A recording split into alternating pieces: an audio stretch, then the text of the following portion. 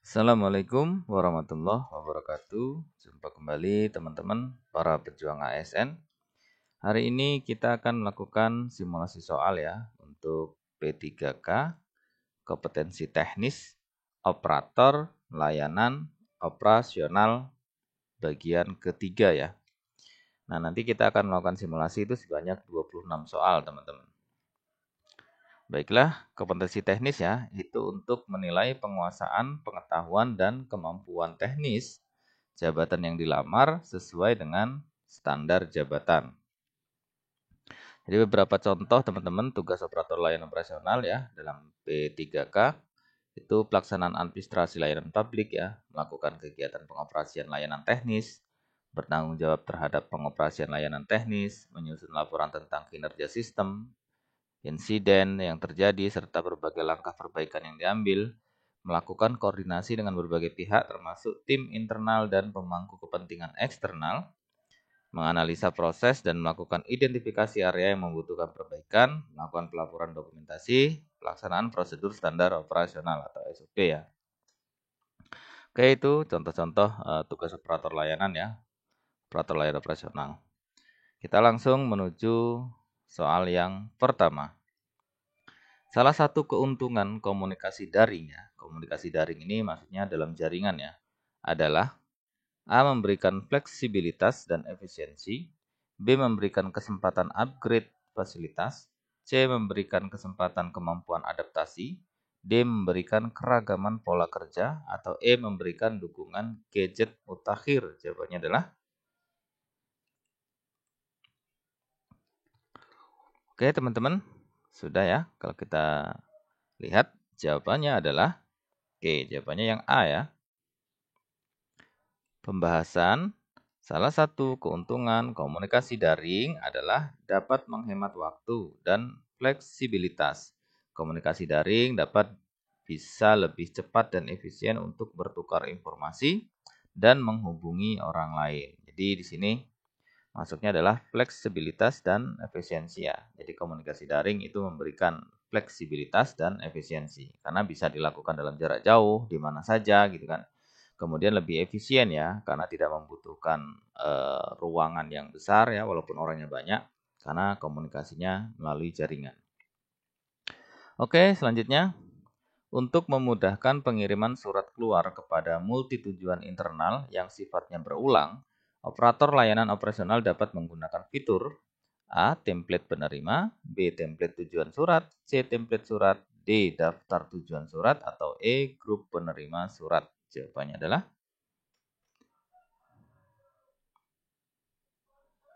ya. Oke, kita lihat jawabannya teman-teman. Ya, jawabannya yang A ya. Pembahasan fitur template penerima pada surat elektronik dapat digunakan untuk memudahkan pengiriman surat keluar kepada multitujuan internal yang sifatnya berulang. Jadi jawabannya adalah template penerima ya. Jawabannya A. Oke, selanjutnya. Meskipun ada banyak manfaat teknologi di tempat kerja, penting untuk mengetahui apa saja dampak negatifnya. Berikut adalah efek negatif dari dampak teknologi di tempat kerja kecuali ya, ada kecuali ya. Berarti efek positif ya. Sebaliknya ya dari efek negatif. A. Adanya ancaman terhadap kesehatan. B. Adanya ketergantungan yang berlebihan. C. Adanya ancaman terhadap privasi pegawai dalam bekerja. D. Adanya ancaman keamanan data.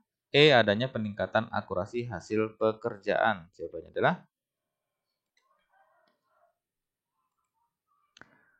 oke, sudah ya. Kalau sudah kita lihat jawabannya.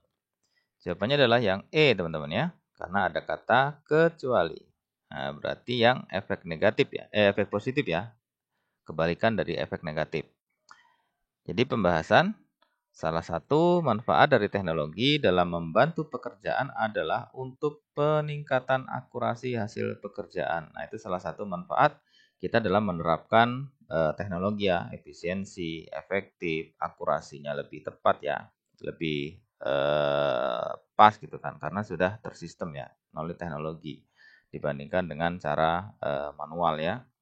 Jadi salah satu ya yang bukan atau kecuali itu adalah yang E. adanya peningkatan akurasi hasil pekerjaan. Selanjutnya, untuk menjaga keamanan transaksi pada dompet digital digunakan kode titik-titik-titik yang hanya berlaku beberapa menit saja. Nah, kode dalam dompet digital ya, yang berlakunya hanya beberapa menit saja itu apa? A. Password, B. Top up, C. SMS, D. OTP, atau E. CAPTCHA. Jawabannya adalah oke, gampang ya kali ini teman-teman ya. Sangat gampang sekali. Jawabannya adalah yang D ya.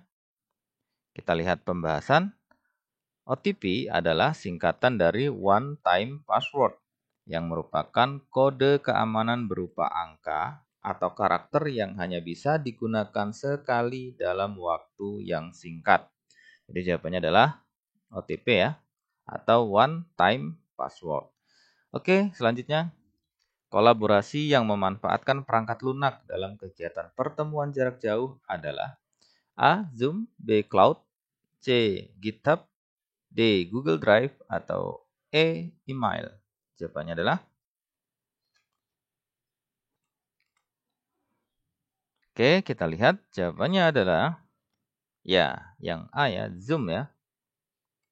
Pembahasan Zoom adalah layanan konferensi video berbasis cloud computing yang memungkinkan pengguna untuk melakukan pertemuan, presentasi, dan kolaborasi secara virtual yang bisa berlangsung kapan saja tanpa batasan lokasi. Jadi jawabannya adalah Zoom ya, tanpa batasan lokasi ya, atau jarak jauh, jarak dekat gitu kan.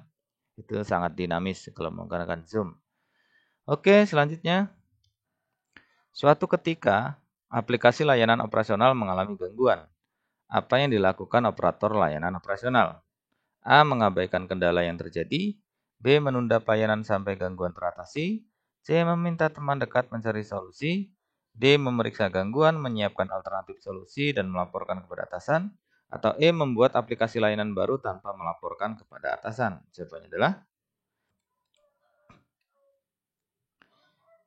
oke. Kalau sudah, kita lihat jawabannya. Jawabannya benar, itu adalah yang D, teman-teman ya. Pembahasan penting untuk mengatasi masalah secepat mungkin agar layanan tetap berjalan baik. Hal pertama yang dilakukan adalah memeriksa gangguan, menyiapkan alternatif solusi, kemudian melaporkan kepada atasan. Jadi jawabannya yang D ya. Jadi kita periksa dulu ya gangguannya, masalahnya di mana letaknya, kemudian menyiapkan alternatif solusi, dan terakhir melaporkan kepada atasan. Nah, itu jawabannya ya. Jadi yang D. Selanjutnya, keamanan dan perlindungan data penerima layanan adalah hal penting dalam sebuah layanan publik, serta tidak jarang ancaman seperti serangan malware, hacking, atau pencurian identitas terjadi. Apa yang dilakukan operator layanan operasional untuk mencegah hal tersebut terjadi? A. Data penerima layanan disimpan di cloud. B. Data penerima layanan disimpan di drive.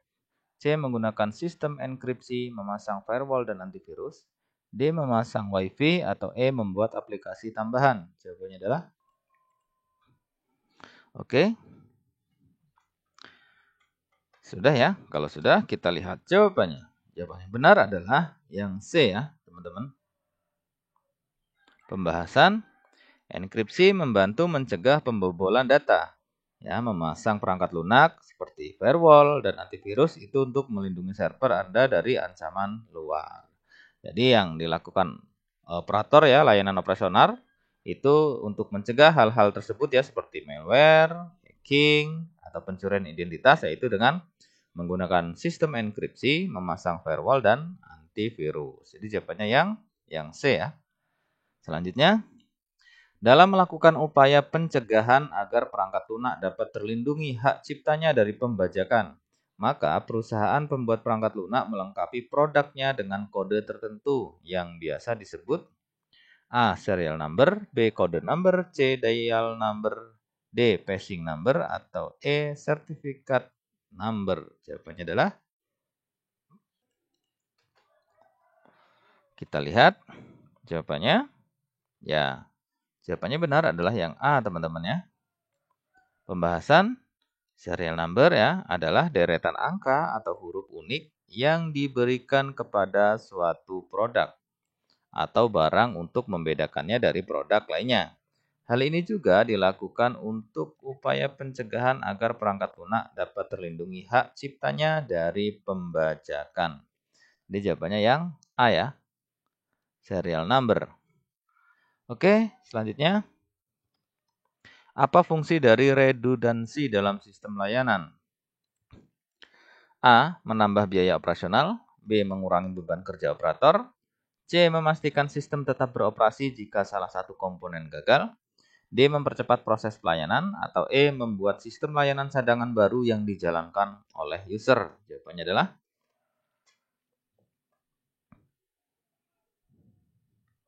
ya, kita lihat jawaban yang benar adalah yang C ya. Pembahasan redundansi layanan adalah praktik menduplikasi komponen, layanan, atau sistem penting dalam perangkat lunak untuk memastikan kelancaran operasi jika terjadi kegagalan atau gangguan. Redundansi layanan dapat membantu organisasi meminimalkan waktu henti, memaksimalkan waktu aktif, meminimalkan penurunan layanan, mengurangi dampak potensi kegagalan, meningkatkan keandalan sistem secara keseluruhan. Jadi yang relevan ya jawabannya ya, itu adalah yang C teman-teman ya, yaitu memastikan sistem tetap beroperasi jika salah satu komponen mengalami kegagalan ya atau gagal. Jadi jawabannya yang C. Selanjutnya, layanan berbasis teknologi informasi dalam pelayanan publik disebut A. Layanan otomatis, B. E-government, C. Pelayanan tradisional, D. Pelayanan berbasis manual, atau E. Layanan prima. Jawabannya adalah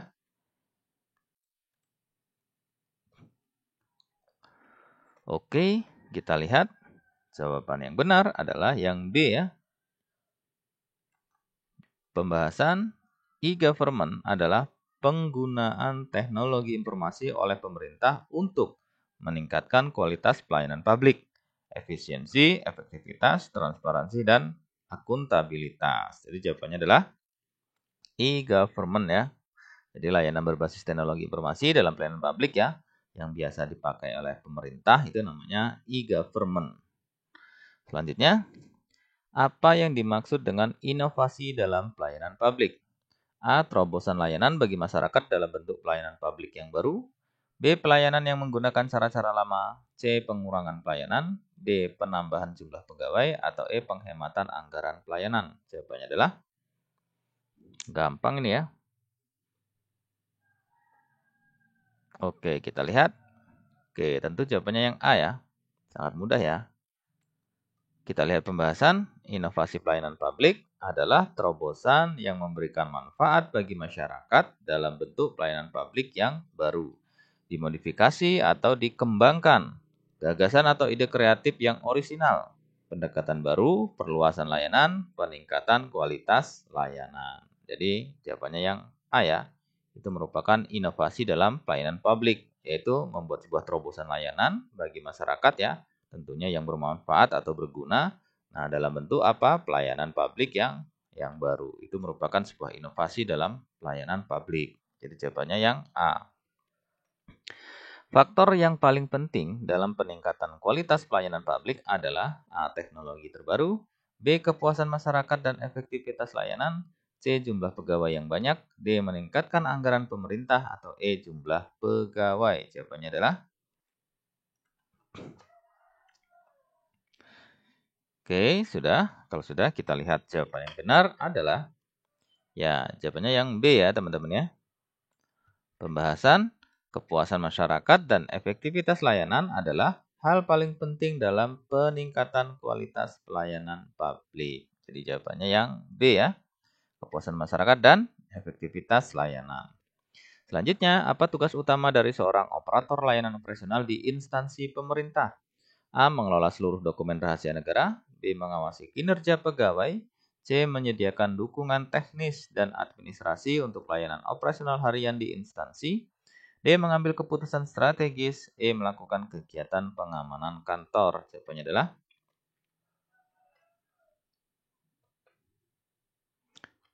Oke, kita lihat jawaban yang benar adalah yang C, teman-teman ya.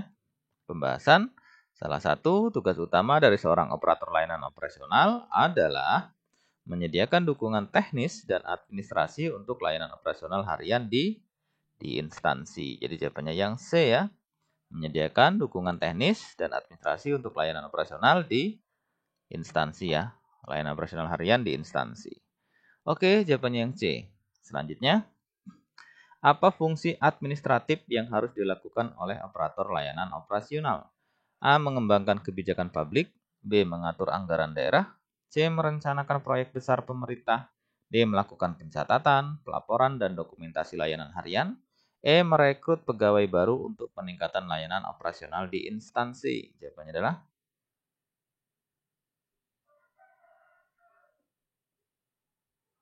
kita lihat jawabannya. Ya, jawabannya adalah yang D ya, teman-teman ya. Nah, ini mohon maaf, ini harusnya jawabannya yang D ya.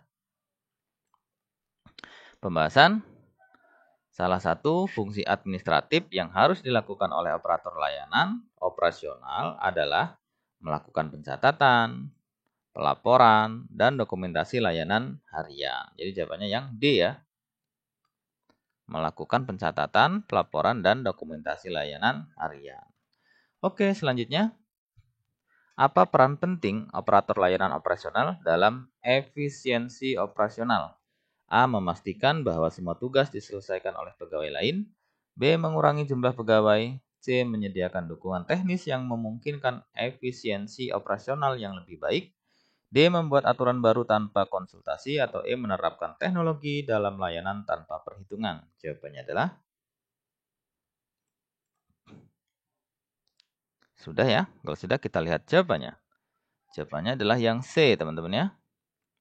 Pembahasan salah satu peran penting operator layanan operasional dalam efisiensi operasional adalah menyediakan dukungan teknis yang memungkinkan efisiensi operasional yang lebih baik. Jadi jawabannya yang C ya. Menyediakan dukungan teknis yang memungkinkan efisiensi operasional yang lebih baik. Oke, selanjutnya dalam struktur organisasi, kepada siapa biasanya operator layanan operasional melapor? A. Penjaga keamanan, B. Presiden langsung, C. Masyarakat, D. Pegawai kontrak, atau E. Kepala departemen atau bagian terkait. Jawabannya adalah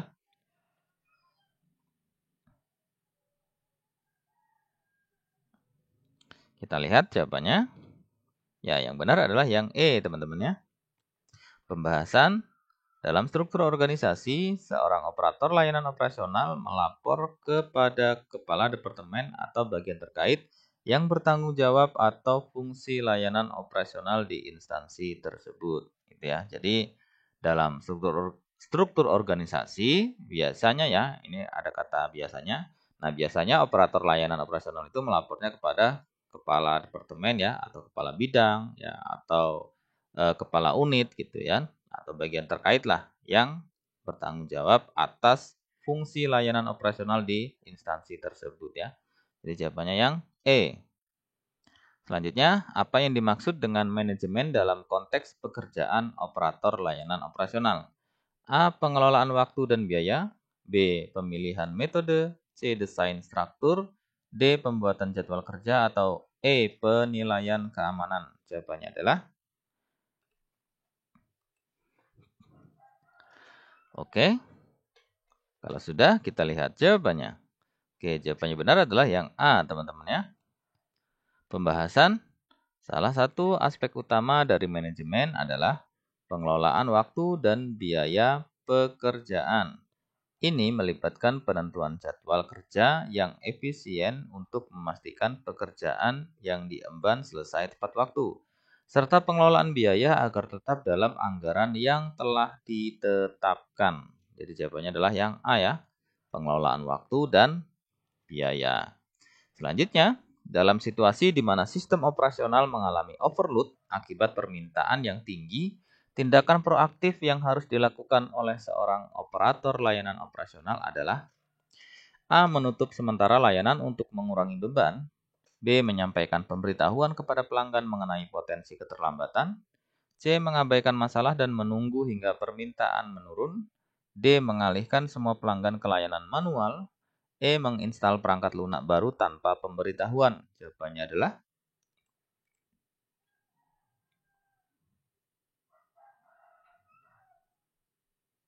Oke, kita lihat jawabannya. Jawaban yang benar adalah ya, yang B ya. Pembahasan dengan memberikan pemberitahuan kepada pelanggan mengenai potensi keterlambatan, seorang operator layanan operasional dapat mengkomunikasikan situasi yang sedang terjadi dengan transparan kepada pelanggan.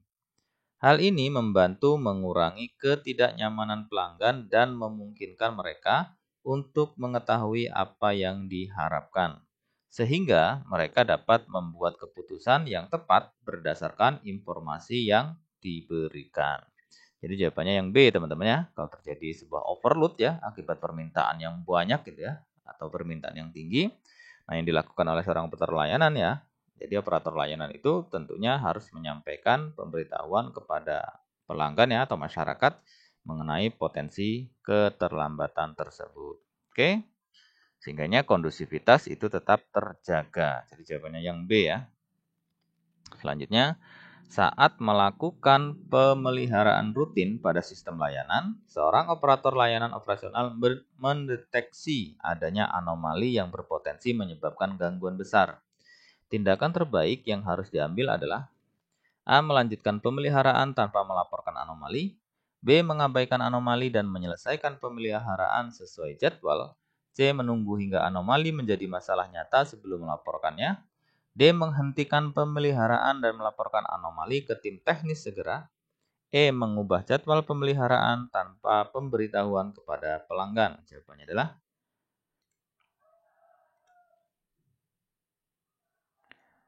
Oke. Oke, kalau sudah kita lihat jawabannya.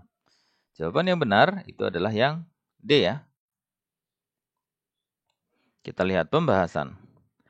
Tindakan terbaik yang harus diambil seorang operator layanan operasional saat mendeteksi adanya anomali yang berpotensi menyebabkan gangguan besar selama melakukan pemeliharaan rutin, yaitu menghentikan pemeliharaan dan melaporkan anomali ke tim teknis.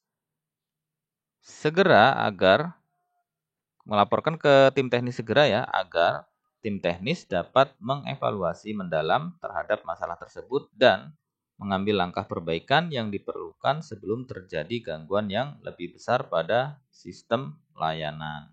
Jadi jawaban yang benar itu adalah yang D ya teman-teman ya. Jadi pemeliharaan itu dihentikan dulu. Kemudian setelah dihentikan baru melaporkan anomali ke tim teknis agar tim teknis itu segera dapat mengevaluasi secara mendalam ya. Kemudian diharapkan bisa memberikan sebuah solusi. Oke, jawabannya yang D.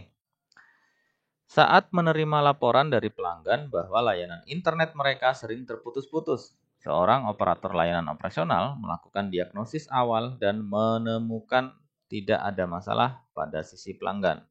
Langkah yang harus dilakukan, A. Menyuruh pelanggan untuk mengganti perangkat mereka. B. Mengirim teknisi untuk memeriksa infrastruktur jaringan. C. Memberikan kompensasi kepada pelanggan tanpa melakukan pemeriksaan lebih lanjut. D. Mengabaikan laporan karena masalah tidak ditemukan di sisi pelanggan. E. Menyuruh pelanggan menghubungi penyedia layanan lain. Jawabannya adalah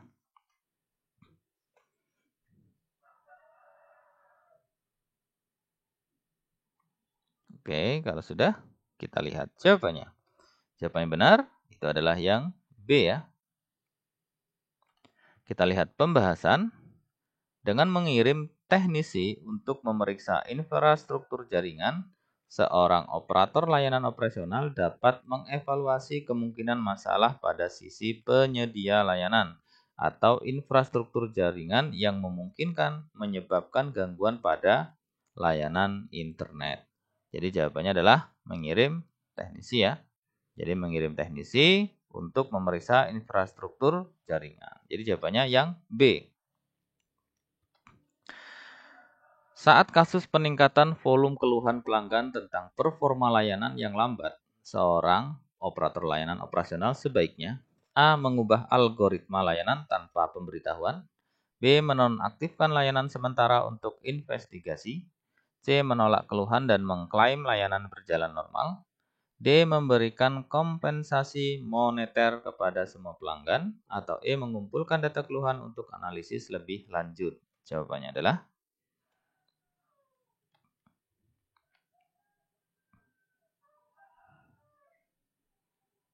Oke, kita lihat jawaban yang benar adalah yang E, teman-teman ya. Pembahasan dengan mengumpulkan data keluhan, seorang operator layanan operasional dapat menganalisis pola dan tren yang muncul dari keluhan pelanggan. Ini memungkinkan seorang operator layanan operasional untuk mengidentifikasi penyebab akar dari performa layanan yang lambat dan mengambil tindakan yang tepat untuk memperbaikinya. Jadi jawabannya yang E, teman-teman ya. Jadi mengumpulkan data keluhan itu guna untuk apa? Untuk dianalisis lebih lanjut gitu. Sehingga nanti teridentifikasi ya penyebab akar dari performa layanan yang lambat tersebut. Oke, selanjutnya. Dalam menghadapi peningkatan permintaan selama waktu-waktu puncak, strategi apa yang sebaiknya diterapkan oleh seorang operator layanan operasional untuk menjaga kualitas layanan? A. Mengabaikan permintaan tambahan. B. Menutup layanan bagi pengguna baru. C. Mengurangi layanan untuk semua pelanggan. D. Menambah kapasitas dan sumber daya sementara. Atau E. Meningkatkan tarif layanan untuk mengurangi permintaan. Jawabannya adalah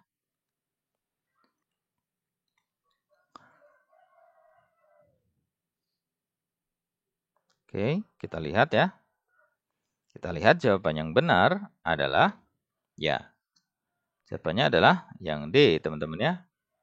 Pembahasan dengan menambah kapasitas dan sumber daya sementara seperti meningkatkan jumlah server, memperluas bandwidth, atau menambah tenaga kerja sementara, seorang operator layanan operasional dapat mengakomodasi peningkatan permintaan tanpa mengorbankan kualitas layanan. Jadi jawabannya yang D, teman-teman ya. Menambah kapasitas dan sumber daya sementara. Selanjutnya, proses yang melibatkan pengumpulan, analisis, dan pelaporan data mengenai kinerja operator layanan operasional disebut A. Manajemen, B. Evaluasi, C. Pengendalian, D. Audit, atau E. Monitoring. Jawabannya adalah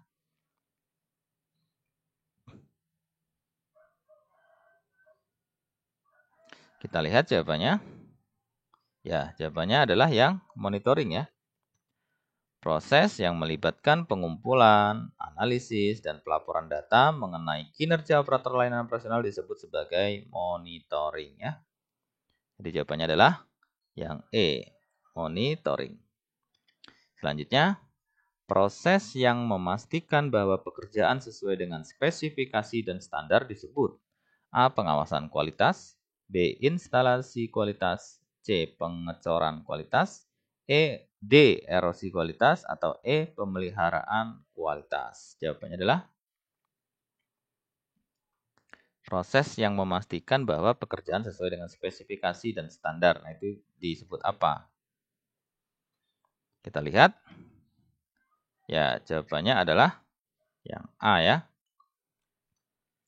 Pembahasan proses yang memastikan bahwa pekerjaan yang diemban sesuai dengan spesifikasi dan standar disebut sebagai pengawasan kualitas ya. Jadi jawabannya adalah yang A, pengawasan kualitas. Selanjutnya, bagaimana peran operator layanan operasional dalam menjaga kualitas layanan? A. Membuat laporan bulanan saja. B. Memastikan bahwa semua prosedur dijalankan sesuai standar dan memberikan layanan terbaik kepada masyarakat. C. Menghindari interaksi langsung dengan masyarakat. D. Menyerahkan tugas sepenuhnya kepada tim lain. Atau E. Menerapkan antrian panjang. Jawabannya adalah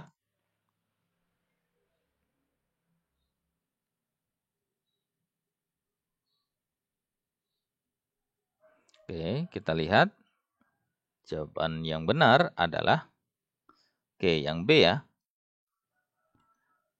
Pembahasan operator layanan operasional berperan penting dalam memastikan bahwa semua prosedur dijalankan sesuai standar dan memberikan layanan terbaik kepada masyarakat. Jadi jawabannya yang B ya. memastikan bahwa semua prosedur dijalankan sesuai standar dan memberikan layanan terbaik kepada masyarakat. Oke, jawaban yang B. Kita lihat soal selanjutnya. Bagaimana operator layanan operasional berkontribusi dalam peningkatan layanan publik? A. Mengelola dan memantau sistem yang mendukung pelayanan publik. B. Mengabaikan masukan dari masyarakat yang cenderung tidak masuk akal. C. Mengurangi standar pelayanan manual berganti dengan teknologi. D. Hanya melaporkan masalah yang besar dan mengabaikan masalah kecil. E. Menyediakan sarana dan prasarana yang mendukung pelayanan publik. Jawabannya adalah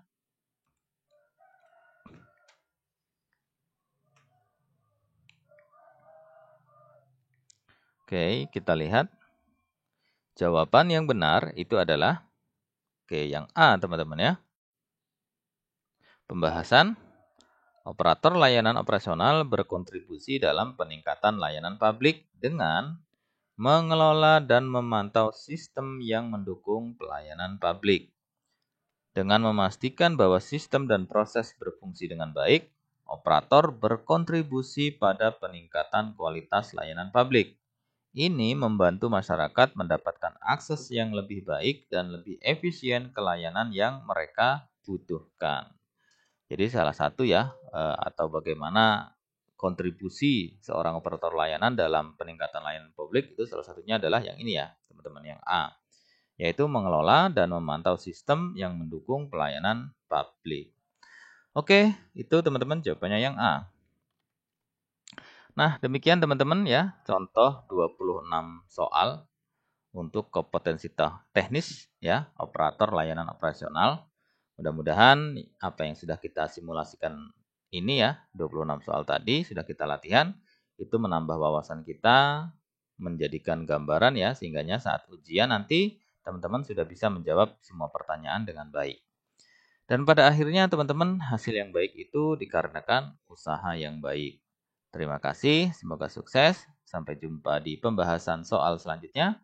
Assalamualaikum warahmatullahi wabarakatuh. Salam.